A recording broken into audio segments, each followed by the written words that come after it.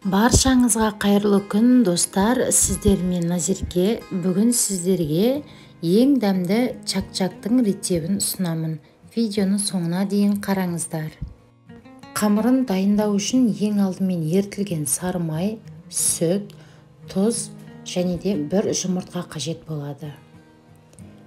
80 грамм сүтімізге 40 грамм ертілген сары майымызды қосамыз. 10 грамм тұз қосамыз және де бір жұмыртқамызды қосып, барлығын жақсылап тұрып араластырып аламыз. Тұзымыз толықтай еру керек. Араластырып болғаннан соң електен өткізілген 180 немесе 200 грамм ұнымызды салып, асықпай, жұмсақтау қамыр илейтін боламыз.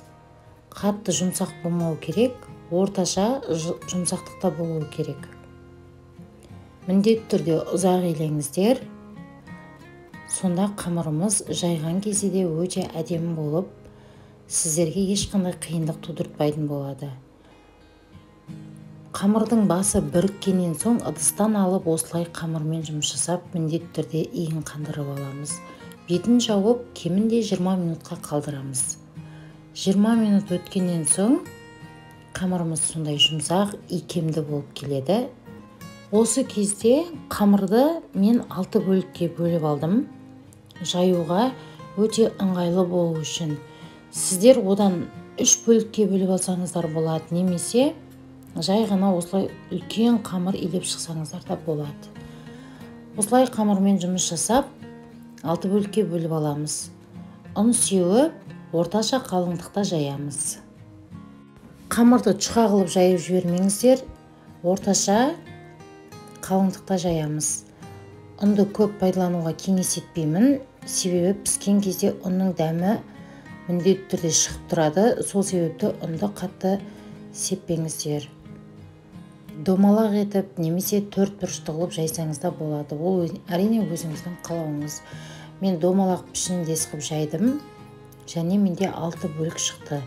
6 қамырдың барлығын осылай жайып аласыздар. Мінекей қалыңдығы шамамен осындай болса жеткілікті. Кезек-кезек барлығын толықтай жайып аламыз ең алдымен.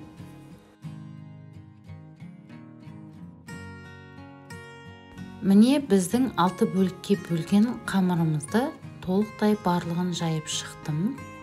Ең алдымен осылай барлығын жайып дайындап аласыздар. Содан соң барып 40 грамм сары майымызды ерітіп, міндетті түрде суытып барып бетіне жағамыз. Шылықтып жағу міндетті емес, тек қана барлық жеріне тисе жеткілікті. Кезек-кезек барлығын орналастырып бетіне сары майымызды толықтай жағамыз. Келесі кезекте барлығын жағып болғаннан соң қолдың ұшымен қамырдың шетінен осылай тартып басамыз. Содан соң барып оқтаудың көмегіне жүгініп, тағы да бір жүргізіп өтеміз. Себебі біздің жаңағы қойған қамырларымыз қалың болмас үшін. Ұзын бөліктерге бөліп шығатын боламыз. Әрбір ұзын бөлікті алып, жеке-жеке кіші бөлікке кесеміз. Және де осы кезде осылайда пісіріп алсаңыздар болады, немесе үстінен тағы да бір жүргізіп өтіп, осындай кішкентай бөліктер жасасаңыздар да болады. Формасын келтіру әрине өзіңіздің қалауыңыз, басқаша дайындауға да болады. Табамызға сұйық майымызды құйып, міндетті түрде майды қыздырып барып, чак-чагымызды салып, орташа отта 5-7 минутта пісіреміз. Арасын араластырып тұруды ұмытпаңыздар. Ерекше дәм беру үшін қойытылған сгущенкамызды құйып шығамыз. Әсемдік ретінде бетіне арахис жаңғағы немесе мейіз, фисташки ұнын пайдалансаңыздар болады. Мен арахис пайдаландым. Майдалап, блендермен езіп алып, бетіне сеуіп шықтым. Осымен біздің чак-чагымыз дайын болды.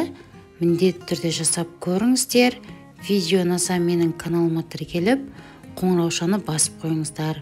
Жаңа рецептер ұсынған кезде сіздерге міндетті түрде қоңырау барып тұрады. Сау болыңыздар.